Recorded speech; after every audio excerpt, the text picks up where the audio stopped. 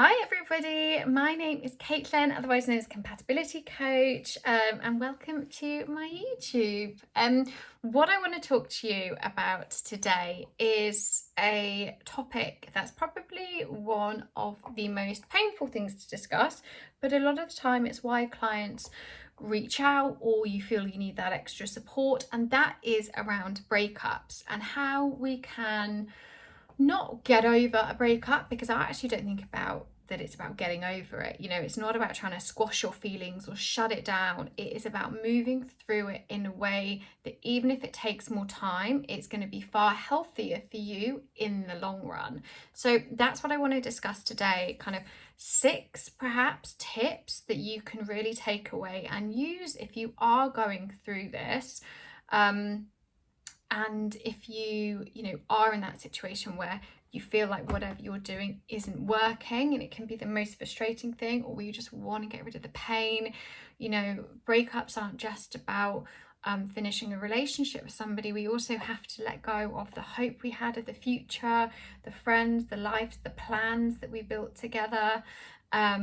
And that element. And what I would say as well is, there's not a timeline on a pain point. And that means that, it's taking as long as it takes to move through a breakup. But also, even if you've been dating somebody for a few months and you were really invested, that can sometimes be just as painful as when you kind of naturally come to the end of a long-term relationship. So whatever your situation is, whether you've been with somebody in the long term or the short term, or actually you've been ghosted or something like that, like, these tips are all applicable to you regardless of the situation. So number one, you will actually, I'm going to make this a separate point. So yeah, there will be 6 points. I was going to do 5 or 6. But number one is feel however you feel. As I said, a lot of the time we want to shut down, we want to numb out, we want to run away. But when you're in a situation where you can feel how you're feeling, let it all out. Don't judge yourself. Don't put a timeline pressure on it. Sit down. If you feel sad, you feel sad. If you feel angry, you feel angry.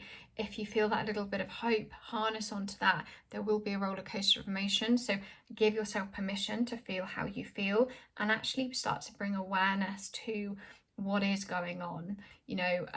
Where are these feelings coming from? What are you trying to move through? Is it the fact that you've got to let go of the future? Actually, you're feeling a little bit relieved because deep down that they maybe weren't right for you, and that there is more exciting things. So whatever comes up, feel that. Number 2 is, I need you to treat yourself or treat your emotions like you would a broken bone. What I mean by that is, if you broke your leg, would you berate yourself for feeling pain, or would you ignore it and try and walk the next day? Would you skip all your physio and just try and go for a run? What actually would you do if you had a physical injury? Because chances are it'd be you'd go to hospital, you'd reach out, you'd be all, it might be frustrating, but you wouldn't be trying to run on it. You would give yourself that time to heal. You do the exercises, you do the physio. So what I'm saying is, this is about healing as well. If it helps you to think about it like a broken bone, this is about you giving yourself the time and the space to heal. Reach out to a coach, a therapist, a friend if you need to talk. Give yourself that space. Number 3. Now, a lot of the time when we go through a breakup, or when a situationship doesn't work out again, we can take it on and feel like a failure that it didn't work, a failure that we couldn't make it work, a failure that we use it as proof that we're not this, that, or the other. And what I would say is, first of all, there is no failure in ending a relationship, okay? Point blank. It's not a failure on your part or their part. It's something that happened, perhaps because you two weren't meant to be together, or because of timing, or because of whatever. So take that off the table. But what really helps me, perhaps maybe not at the start of a breakup or the start of whatever, but finding the lesson actually in what you've learned from that relationship. And this is really hard to do when you're in it, so maybe leave this one to the end. But figure out what you've learned about yourself, what you've learned about love, what you've learned about them, actually where this could take you instead, you know, why this might have happened, and approach it from that angle. You know, look at what you do differently next time. Look at, would you jump into something, you know, would you slow it down? Yeah, just go approach it from that mindset of what have you learned, what has it taught you? Because when we get to that stage, there's quite a lot of comfort in being able to say, okay, this didn't just happen to really, really hurt me. You know, maybe actually you needed to feel that pain in order for it to break you open. Figure it out.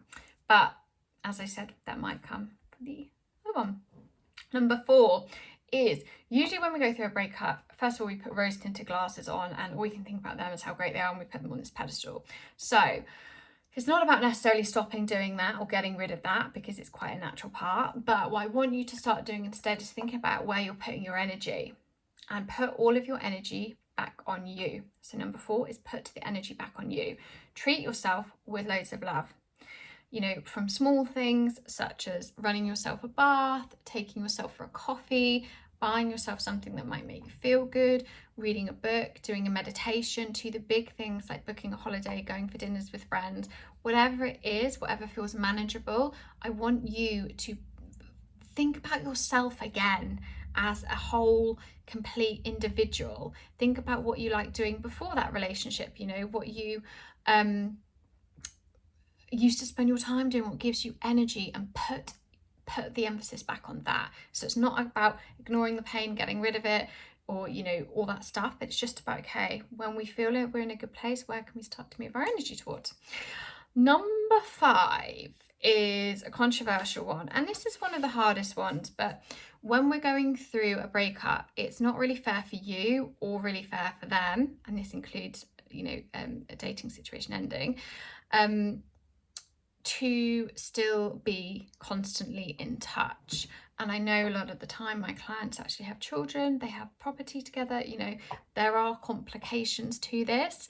So what I would say, if you can't cut the contact completely, please look at where you can step back, where you can, you know, maybe use a mediator, where you can plan a time to speak that's productive, rather than still reaching out to them when you feel sad. Or the biggest one is stalking them on social media. You know, if you're on social media and you don't have those complications that the reasons why you have to stay in touch, even if you're getting on really well and it's amicable, say to that person, you know, with love, just for me to have some space, I am just going to remove you for a little bit, or mute you on social media, or even block you.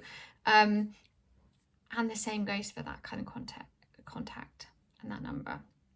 It's one of the hardest things to do, but stalking them on social media, obsessing about what they're doing, following their journey still isn't really going to be very helpful for you.